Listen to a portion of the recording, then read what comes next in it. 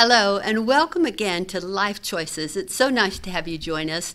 Today, we have a very, very special guest. Her name is Kelli Vrla, and Kelli and I have been friends for a long time. In fact, she's in Las Vegas just for a day. She's going to be speaking tomorrow at a big convention here in Las Vegas. Kelli is an expert on engagement. Now, what does that mean? You're going to find out right now.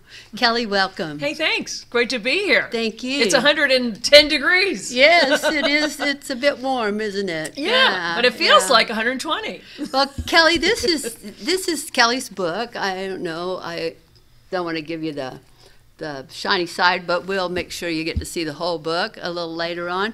But this is her book. It's called Ready, Set, Engage. It's how to tap in, tune in, and turn on your workforce. Yes. So what does that mean? Well, you know, right now, over 16% of our workforce is actively disengaged. That's a modest estimate, okay? Probably what's going on is more around 21% or more.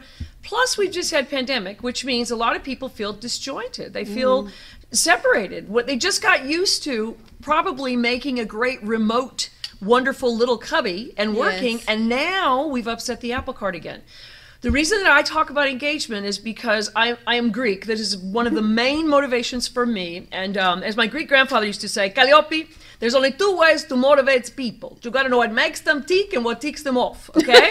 So for my part, I want to work with organizations to make sure they have an amazing culture. Like if somebody were to say to you, this is an amazing place to work, and you have to ask that question. If they can't say that, then that means we need to look at it. And so I have certain benchmarks that they can look at, about 15 different areas where you can tell whether motivation's going up or motivation's going down. But there's a lot of people right now that are, they're in limbo. And you know how when you're on the plane and they go, in order for you to help other people with their oxygen, you've got to get your own oxygen first? Yes, yes. Well, we've got, you know, I was in a room full of managers one day doing a seminar many years ago, I will tell you that. And a lot of them were sitting like this. And they're going, you know, we just need some help motivating our people. We don't know why they're not engaged. And I said, let me mirror back for you what I'm seeing. And I said, the energy you're giving them is really similar to the energy that they're going to be giving back to you. It's a reflection. Yes. Yeah. So they need help. They need help understanding. We could be losing up to 50% of payroll. And for anybody who might be listening right now who has any idea what your payroll is, get that number in your head, cut it in half, and watch half of it walk out the door just because you didn't help people tune in to what's going on with your world. What do we do here? You know, that kind of thing. That's what engagement is. Yeah, one of the things I found over the years in working with various organizations is that they advertise one thing, but they forget to tell the people in the organization what that advertisement says or means. Yeah. No, I've seen that a lot. And I also see that many times people think engagement is a funny tie day, or we're going to put your baby picture on the board and we're going to pick which baby's you. That's not what engagement is about. Years ago, we had this thing called the Q12, which was the Gallup poll. Q was just an abbreviation for question. There were 12 questions. They were very basic questions like, do you have a best friend at work? Well, that's kind of a dated question. You could have somebody at work that you confide in. May not consider them your BFF, but it could be somebody that you felt you could vent to or you could talk with. And questions like, do you feel like your manager gave you any acknowledgement? And I have a lot of people who say to me, you know what, my managers only come to talk with me when something's wrong and something's gone badly. Yes. So today what we're looking at is completely revamped, updated, if you will, curated questions. Questions that really make sense. You know, like, do you feel like you have somebody at work you can confide in? Do you feel like you have been acknowledged at some point? Do you feel like your team members put faith in what you do? I mean, and you can do all kinds of areas. But a lot of times, as you say, people don't really know what we do here. They don't know what's up on the billboard versus what we're supposed to be doing on a regular basis. Exactly. Like a task. Like, you can't say to somebody, we want you to answer the phone by the third ring. Why? Because that's right. That's good service. Well, that's just not enough. We want our customers to know we care, and caring is a third ring. First ring's usually too fast, right? Because everybody's doing the pin Macarena. They don't even know what they're doing. And then second ring, maybe okay. I don't know about you. Have you ever leaped across the table to get a phone and then you realize it's a spam call? But my point is, the person who knows what to do will always have a job. The person who knows why will always begin to move into that leadership position. Right. And people that work on the front line still need to know why. Yes. Why are we doing what we're doing? Who are we? So I talk a lot about your personal brand. So if you could think of 3 words to describe you, what would you like them to be? Well, let's say, you get to overhear somebody at the water fountain or in the coffee break room. What do you want those 3 words to be? Leader, intelligent, Nice. fun. I vote yes on all of those because I know Judy, all right? I know all of the above times steroids. If you can get your people to say their own 3 words, it could be their personal brand. And what it is what I do or say and how it makes you feel in that intersection is engagement. Yes. My favorite definition of engagement, and I've studied this for over 20 years, 8 words. Are you ready? Great work, done well, with others every day. I love it. Isn't that great? Yeah. Let me just say it again because I think it's just so empirically work, wonderful. done well. Great work, done well, with others every day. Not day. Tuesdays and Thursdays, every day. That was coined by David Zinger, who is the founder of the Employee Engagement Network. Can you imagine having the name Zinger? What's your name? Zinger! That was a real zinger. But but that's his definition. And what it is it's what I do and how I feel about what I do, and it brings together, and it's what it does for you. It's that middle ground that we provide. Yeah. So it's delight and inspire your people, because that is what reflects to your customers. Exactly. You know this. You're a customer service expert. Yeah. You know this as well. Yeah. My friend Jessie Farrell wrote a book, How You Leave Them Feeling. And I very often recommend that when I'm working with people, like I will be recommending your book, Ready, Set, Engage, because this is a great book. And so But it's the truth, isn't it? it is important that we make other people feel good about the experience they've had with us. Yeah. I think Covey said it best when he said, you want to be understood, valued, and appreciated. Yes. And of course, all my heroes, Brian Tracy. I grew up, I was a Brian Tracy junkie. Talk about choices in your life. I chose to listen to motivational tapes. One day I went into the library. The library is a really cool place. I mean, it must be a big secret because there's still no line at the checkout, right? And there's always a parking place right up front. And I remember I went in and I was looking at the audio tape area. And this woman said to me, you can have any of these for 2 weeks. You can have any of these audio tape. And these were cassettes. Does anybody remember cassette? Remember cassette? I remember them. When your tape player used to eat the cassette and you used to wind it back on the pencil because you're not getting my K-tail Hermits. Well, I remember she said to me, you can have any of these for free. And I said, for free? She said, yeah, well, for 2 weeks. And then we start to charge you. But you could check these out. And I would check them out. And I would listen to them over and over and over, so much so that they would go and get stuck in my tape player. And I know I probably wore out a few of them, but I thought that was my dues, my library dues.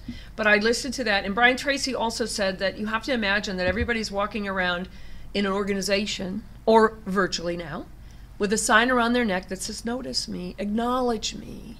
So I like Covey, who says understood, valued, and appreciated, right? And I coined my own little acronym, UVA. It's the sunshine rays that are good for you. Ooh. So we need to shine that understanding, valuing, and appreciating. Remember, valuing is still validating, right? So if somebody comes up to you in your organization and they go, man, this new computer program, this is frustrating. You know what a lot of people do? They invalidate. They go, oh, no, it's not that bad. At least Sarah's figured it out. And so what we need to remember is, if I have a valid frustration, you can honor that. You can say, you know what, you're right. New programs can be frustrating. Let's talk about how we can work through that. Yeah. That's so different. So the engagement can be kind of internal and external. Little psychology, little emotional intelligence, a little motivation, understanding what moves people individually. Not everybody wants to compete. Not everybody wants a trophy. Have you ever driven by the Employee of the Month parking space? Yeah. Okay, now this is my question to you. Have you ever seen a car there? Not that, I haven't. Now that you say that, I've never think seen so. a car there. But what if you have 100 people working in that company, and there's people going by and they go, yeah, Employee of the Month. That's John's car. Yeah, way to go, John. 99 people walk by and cuss at the parking spot. Way to go, John. Yeah. But the point is, if we want people to excel together, then we ought to create team things that help them win as teams, not help one person win and 99 people lose. Yeah. So we want to keep that engagement Yeah. high, you know? I like it. I really like it a lot. Yeah. So what I try to do is help people understand where they are right now. They have to find a benchmark. Some people do a survey, like an engagement survey, but they don't do anything after they get the results. Yeah. And, you know, years ago, I suspected one of the companies I worked for that this was a suggestion box where you actually wrote it out. Yeah. Do you remember this? Uh-huh. And we wrote it on a page that had these little forms, and then you put it in a slot. And I could swear that when I put it in the slot, there was a shredder on the other side. It was like, meow, thanks for your suggestion. And we never heard anything. No. And I mean, even my gym had a feedback system where if you thought we needed to have a towel hanger in the bathroom or whatever, they'd give you green light. We got all the resources. Hey, this is perfect. We can move ahead. Yellow light. Wow, what a great idea. Thanks for your suggestion. We don't have all the resources, but we could certainly do part of that. Or red light. What a great idea. We don't have all those resources yet, but we're going to put that on the planning chart for next year. In other words, if you're going to do a survey, you've got to tell people what you found. Got to give them the answers. And another way to do it, you've got to do it safely too, because people like to be anonymous when they do those surveys. They feel like they can be a little bit more honest. And so third party surveys are really best, right? Yeah. I love hearing you say this because years ago, I worked with one of the casinos downtown here, and we put together a really great program. The general manager was wonderful with us. We had a suggestion box, but the suggestion paper was in 3 parts, and it was numbered. Wow. And so you could write out your suggestion, but you didn't have to sign your name. But the one copy of it went to HR, one copy went to the general manager, and you kept a copy. And then the 2 copies that you had put in the box that went to HR and the general manager would answer them, and they would post it on a bulletin board. Dear number, blah, blah, blah, here's the answer to your suggestion. Yeah. Just what you're saying. Yeah. Well, I want to tell you, it turned that place around. Yeah. Because the feedback to the people, and not just the person whose number was there, but everyone was checking the board and reading it, and the actual general manager had answered the questions, and it just blew them away. Yeah. Well, I think, what is it? Sunlight is the best disinfectant. In other words, if I got to hear someone else has an idea like my idea, then my idea may not be that crazy. And what happens is we begin to acknowledge people. And I mean, I've gone a step further, and I've been studying this for quite a long time, and it goes beyond just the human aspect. It's the architectural aspect. I've been to symposiums where we talk about what kind of an environment would be best for critical thinking. Like if you had to do detail work, do you want to be in a quieter setting? And so this one organization I toured had the quiet setting workspace, and then it said, well, here's another one where people just want to be stimulated, and they want to be around a lot of people so they can have a lot of creative, things to play off of. And so that was more of a pit, sort of a conversation pit area. Everywhere, though, they had all these desks that could go up or down, right? So they could be standing or sitting. Sitting is the word we use. Sitting is what we say in Texas, but anyway.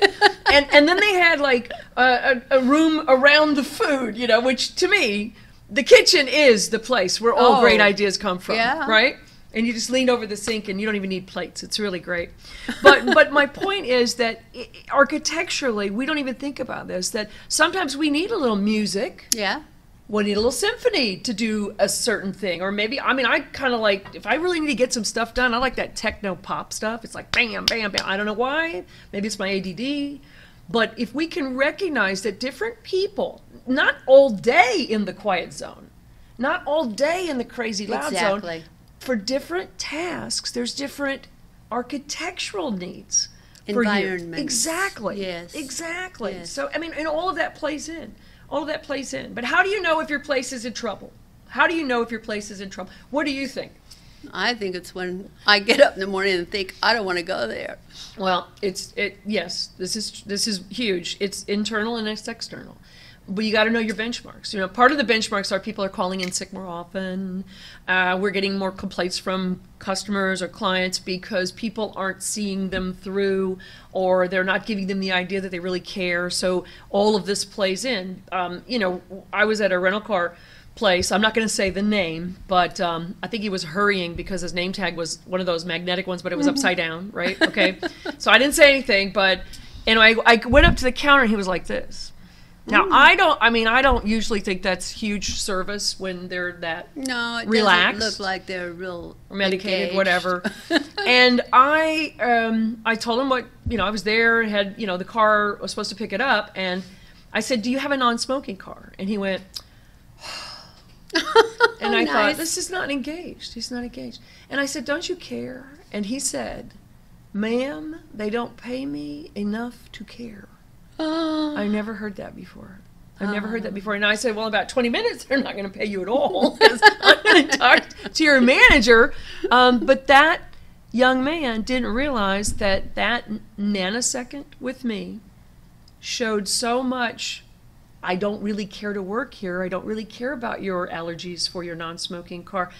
He didn't realize that in a nanosecond, I could be on Yelp or Facebook or internet, anything, and I tell two friends and they tell two friends, and people don't even know the story, and they'll still pass your story along. Yes. Engagement can take a whole place down if they're not engaged. Oh, I know. It's huge. I know. You know. That just reminds me, I was working at a casino, one of these riverboat casinos back east, and I'd done 3 trainings that day, and I was tired, and I went up to my room, changed my clothes, put on old jeans and a t-shirt, went down to the deli, and was just sitting in the corner having my sandwich, just minding my own business, when this lady walks in with a box, and she goes over to the kid at the counter and she says, son, I bought this cheesecake here a little earlier today, and I was going to serve it to my guest at home, and when I cut into it, it had mold in it. And so I just want to bring it back and get my money back. And the young man looked at her and he said, well, why don't you bring it back in the morning then and tell somebody who cares? I got to tell you, I've never moved so fast in my life. I was out of that booth over there in my messy clothes. And hello, I'm the customer service trainer. Just a minute, we'll get you another cheesecake and give you your money back. Man. You know, and then when she left, I said to him, what were you thinking? And he said, I wasn't. Wow. Well, that's pretty honest? obvious. He wasn't thinking. Yeah.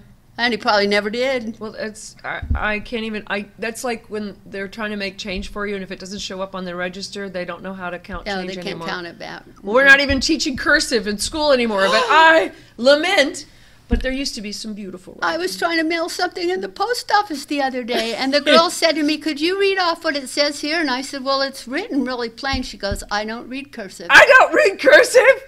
It's not like it's Swahili. That's funny. I'm like, well, it's a bunch Sorry, sound man, I yelled. It's a bunch Sorry of about that. little bitty printed letters put together. Oh my gosh. Well, can I say that engagement is getting back to basics of caring? Yes.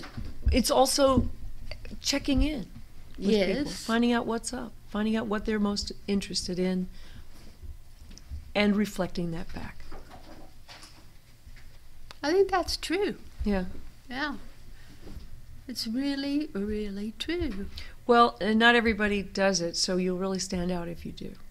Oh, amazing. Yeah. I mean, we could go on forever about customer service stories. When I was in Africa, I went into a store one day, and there were these 3 beautiful people sitting there at the table. I mean, they were beautiful. They looked like the movie stars, you know, and it was a lighting company. I wanted to buy some lights for my house.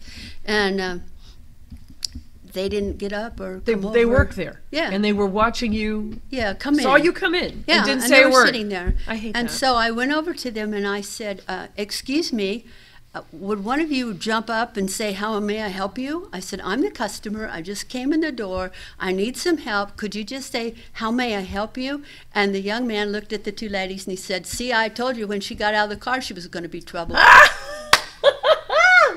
Wow. That's exactly Let me what guess, he you said. didn't buy any lights there. No, but I did lose it. I was like, let me tell you what. I don't understand the mentality from it, but I do know this: in the onboarding process is where it all happens. And if you haven't had the chat, guess what? You can still start fresh, like etch a sketch. Start fresh with your staff. Of course, they're going to go, what's into John? And they'll go, well, John went to a seminar. Okay, give him till Friday. Let's see if he's changed his back. Exactly. But your mission is you start people right. But you let them see the results of it. So when the customer comes back and says, this was the most amazing thing ever, they will see what they've done. And that makes a difference. But you got to hire well. I think it was Jeffrey Fox who wrote the book, How to Be a Great Manager or a Great Boss. And one of the chapters is called Hire Slowly, Fire Faster. What he meant was take good care to make sure you're lining up the right people. Exactly. You can't always inherit an engaged group. However, you still need to make it extremely clear with all the people, this is who we are here. And so that's why one other area that you have to invest in is letting them create their culture. So you say things like, hey, let's talk about it. What does negativity look like? What does negativity sound like? So when you say, what does it look like? Everybody says eye roll. So you say, give me an eye roll. Give me an eye roll. Eye roll. So the only way to fix that, roll it back. Go the other way. Go the other way. It's awkward, but we decide as a team, when we catch each other in an eye roll, we're going to call you on it, and you owe me a roll back. Yeah. And I don't know what you're going to do with a heavy sigh. I guess you're going to inhale heavily. But anyway, but the point is, we decide what we want to tolerate and what we don't want to tolerate, what kind of culture we want to have here. Do we want to have an amazing place to work? And if we do, we're responsible. We're responsible for that output. Yeah. And then at some point, we find the 3 words that we represent as an organization, and then we radiate those and we reflect those, you know? That's what I do. And the Greek part of it for me is opa, okay? Because opa is a word we say when we're totally engaged, and it means to your life, to your health, to your happiness, to your abundance, opa! Okay, that's what we say. And so if I said opa to you on the street, you would say it back. So if I say opa, you say opa. Yeah, we hope. Yes. And you break a plate or two, probably. I don't know. But for me, you know how everybody likes to make a cute little acronym, so I figured the best way we could express OPA in engagement is to optimize, personalize, and then actualize. Oh, I like it. So that's what engagement is for me, and I try to go in and help a company understand who we are, what do we want to be, and what kind of culture do we want to reflect and radiate, and then I help them with the tools to do that. That's what I do. I love it. That's what I do. Now you and I have been on the road together in training. We won't say how many years. Yeah. But we've done Decades. a lot of training. Of course, things changed with the pandemic and everything that Yeah. happened. But you are now offering some of this online. You're an incredible trainer, I know, because I've been there with you. And you're offering an online university. Is that what it is? Yes, it's Engage University, spelled Y-O-U University, right? EngageUniversity.com. We have a couple hundred different courses that people can take, but it's 24/7, 365. And I want people who want to be engaged, but there's a variety of different topics. We have a whole leadership series, service series, communication series.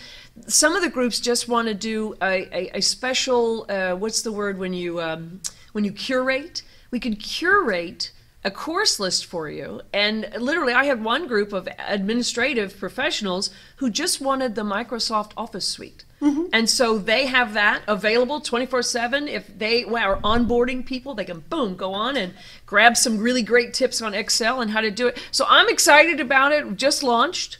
And we're having lots of people coming in. I'd love for people to try it. EngageUniversity.com. And, I think it sounds wonderful. Stay engaged. It sounds wonderful. Lifelong learning is where it's at. It is. Right? Yes. Yeah. It is. And I'm old, and I've been lifelong learning for a long life. I think, let's use another word. Let's say we're experienced. Yes. I like that. Experience is Saged. good. Saged. I like Marinated. Experience. I think I started to say I've marinated enough. I think I've been in the vinegar too long. But So. no, I'm really excited about it. Now, this book, do you tell us all of these things you just said in this book? Do you talk There's about... a lot in there, but not everything, because I'd love for you to have me discipline. come out and tell the rest. Do you talk about discipline, damage control? What else do you talk about? Yeah, that's right. Discipline versus damage control. There's also a mini workbook in the back of that book that gives you at least 26 different ways for you to practice engagement with yourself and with teams. On, for instance, one of my favorite uncles, Uncle Johnny, used to always say, let the coffee stir the cream. And the way that that can be engaging is he would always put his cream and sugar in the coffee cup, and then he'd pour the coffee in, because he let the coffee do the work, right? Oh. I don't think we can work smart, not hard, but I think we can work smartly hard, right? And so he did that with everything he did. And then at some point he acquired and earned 53 pizza restaurants on the East Coast. Wow. And it started from little things like, how can I work smartly hard? So you get more engaged when you have a benchmark, and you can say, okay, what's a quick win look like? And you decide, what does it look like when it's going well, and what does it look like when it's going south, and how do we correct? But we're not afraid to correct, and we're not afraid to embark. Somebody once said, if you're going to fail doing something, fall forward instead of backwards, because at least you'll be 5'6" farther than when you didn't try it all. Yes. And I love that. I love that. Yeah, lifelong learning and good stuff in the book. Always more. The new book coming out is going to be the OPA Factor. Oh, I love How to optimize, it. personalize, and actualize your world and your life. Oh, when's that coming out? Next spring. Great. Coming out in the spring. That's wonderful. Yep. Well, Kelly, thank you for being here today. And I mean, you enlightened all of us so much. And I always love spending time with you. It's always fun. It's always exciting. And you have such good material. Thanks. You're always got a message that makes a difference in people's lives. It's a pleasure to be here. And you know how much I love learning from you. I learn something every time. So thank you for being here. So OPA to you. Yes, now. And we told people how to reach you. Yeah. Kelli at KelliV.com is the regular website. Kelli, Kelli at KelliV.com or KelliV.com. Engage University, EngageUniversity.com. University is Y-O-U, right? Love it. Okay, love it. it. Love being here. You're awesome. Thank you. And thank you for joining us today. We hope you'll come back soon for another one of our wonderful guests. Thank you. Bye. Choices. We have choices. They are the source of the success in our lives. When things happen to us, we can choose to believe they happened for a reason. We can discover opportunities in the most difficult experiences if we are willing to look for them. It is what we choose to think about each experience that determines how we respond to it. How we respond determines whether or not we find richer, more purposeful, more joyful lives. We are the only ones who can choose our attitudes and the principles that we live by. Choose well, my friends. Choose well.